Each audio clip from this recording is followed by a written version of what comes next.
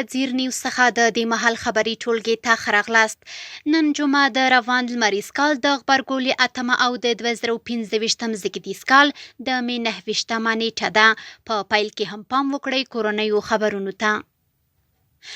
پلازمینه کابل کې زرګونه کسان د فلسطین د مظلومو خلکو د ملاتړ او د صهیونیستي رژیم د ظلمونو پر ضد سړکونو ته راوتلي. د لاریون ګډونوال د صهیونیستي رژیم ظالمانه کړنې په کلکو ټکو غندي او له اسلامي هیوادونو او نړیوالو سازمانونو غوښتنه کوي چې نور دې چوپه خوله نه پاتې کیږي، بلکې د فلسطین د مظلومو مسلمانانو د ژغورلو لپاره د پریکنده او اغیزمن ګامونه پورته کړي او د غزې مسلمانانو پر وړاندې د دغه ظلمونه ودرول شي. دغه لاریونونه په وزیر محمد اکبر خان د افغانان، څلورمې کارتې، ارزان قیمت، کمپنۍ چوک او دشت برچي کې پیل شوي دي. د اسلامي امارت د ریاست الوزرا مقام یو ځل بیا په غزه کې د اسرائیلو بریدونه او نسل وژنه وغندله. د اسلامي امارت د ریاست الوزرا مقام له لوري په خپره شوې اعلامیه کې راغلي چې په فلسطین کې نسل وژنه او ستر بشري جنایت روان دی او دوی د اسرائیلو بریدونه او نسل وژنه په کلکو ټکو غندي. یا د اعلامیه کې د نړۍ د هیوادونو، ځي داخله جهتونو، بشري نهادونو او نورو مربوطه سازمانونو پر چوپتیا نیوکه کړې او زیاته کړې ده چې غزه کې د ښځو او ماشومانو په ګډون سلګونه انسانان خپل ژوند له لاسه ورکوي، د بشري مرستو لارې بندې دي، د ټپیانو او شهیدانو د انتقال فرصت نه ورکول کیږي. دغه راز یو ځل بیا یې د نړۍ له هیوادونو غوښتي چې د دغه ناورین د پای ته رسیدو لپاره ژر تر ژره مثبت ګام پورته کړي او هلته روان ظلم او وحشت پای ته ورسوي. هند افغانانو لپاره د ویزو پخوانی سیستم لغوه کړی. د هند د بهرنیو چارو وزارت ویاندرند هیرجسوال تایید کړی چې افغان وګړو ته د بیړنیو یا ایمرجنسي ویزو پخوانی سیستم نور فعال نه دی او پر ځای یې نوی میکانیزم جوړ شوی دی. نوموړي زیاته کړې د ویزو ورکولو نوی سیستم چې د ناروغانو، سوداګرو، محصلینو او د ملګرو ملتونو اړوند ډیپلوماټانو لپاره ځانګړي شوي خدمات وړاندې کوي، د اپریل له 9 رسما عملي شوی دی. جسپل همدارز وویل هغه افغانان چې د پخوانیو ویزو له لارې هند ته تللي باید خپلې ویزې نوي کړي څو قانوني حضور ولري.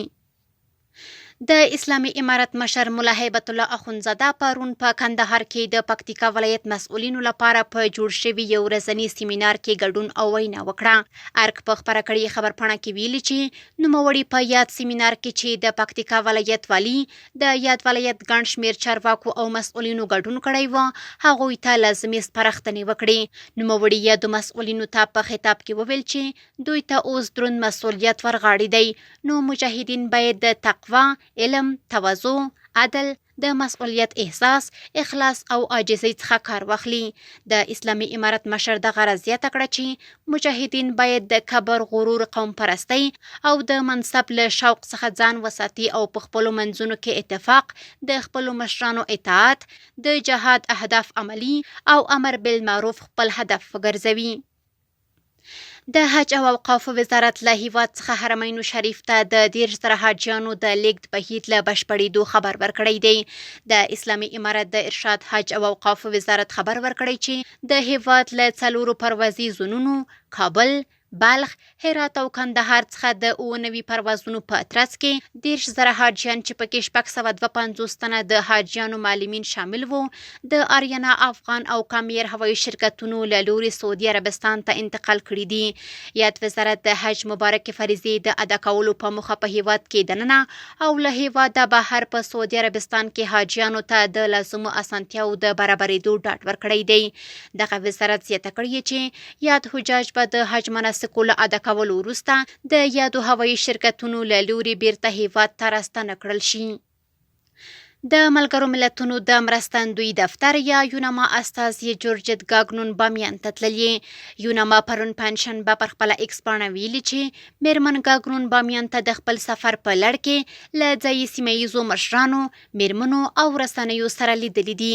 نوموړي په دغه لیدنه کې د بېوزلۍ، کمو شویو مرستو، د نشه یي موادو اړوند ستونزو او د بیان ازادۍ په اړه خبرې کړې دي.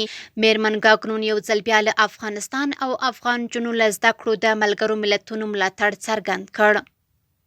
کورني خبرونه هم دومره و. اوس هم خپل همکار محمد عزیر ساپي ته وار ورکوم چې تاسو د نړۍ له وروستیو پیښو خبر کړي.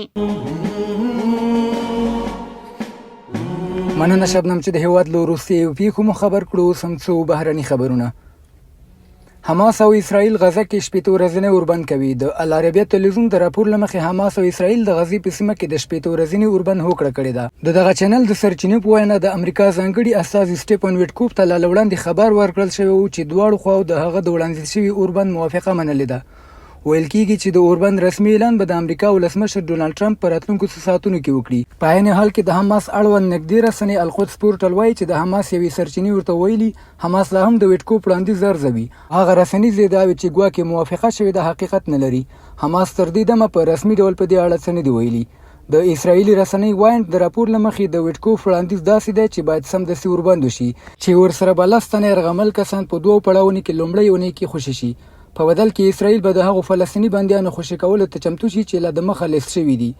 دغه راز د دې سند په اساس به د ملګرو ملتونو او نړیوالو بنسټونو له لارې به د غزې تړانګې ته د بشري مرستو لیږد بیرته پیل شي. او د مای په 25مه د قطر صدر اعظم او د بهرنیو چارو وزیر محمد بن عبدالرحمن الثاني وویل چې په دوحه کې د مشورو پر مهال اسرائیل غوښتل یوازې د یرغمل شویو کسانو پر خوشي کېدو معامله وکړي، خو حماس ټینګار کوي چې باید جګړه په بشپړ ډول پای ته ورسیږي.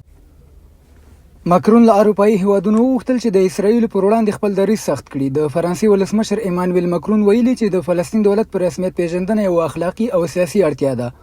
نوموړي دا څرګندونه په سنگاپور کې د شانګریلا امنیتي کنفرانس له پیل مخکې وکړي.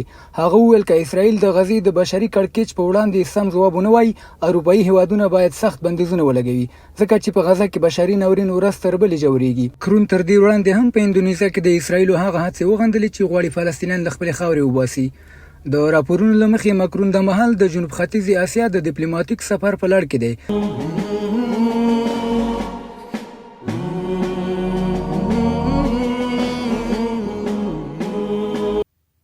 له عزیر ساپي نه په مننې چې تاسې د نړۍ له وروستیو مهمو پیښو خبر کړئ. اوس هم د سپورټ له ډګره. په کاپیسا کې د فوټبال سیالۍ د محمد حنیفه ریګروان په اتلولۍ پای ته ورسېدې. د فوټبال سیالۍ چې د ملي فوټبال فدراسیون د استازولۍ لخوا د کاپیسا ولایت د بدني روزنې او ورزش امریت په همکارۍ تنظیم شوې وې. د محمود راقي ښار په مرکز کې د محمد حنیفه ریګروان لوبډلې په اتلولۍ پای ته ورسېدې.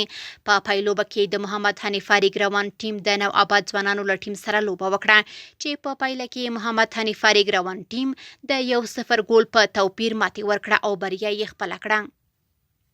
په سرپل کې د شمال زون د فوټبال اتلولۍ سیالۍ د جوزجان ولایت د مدرن کلب ټیم په اتلولۍ پای ته ورسېدې.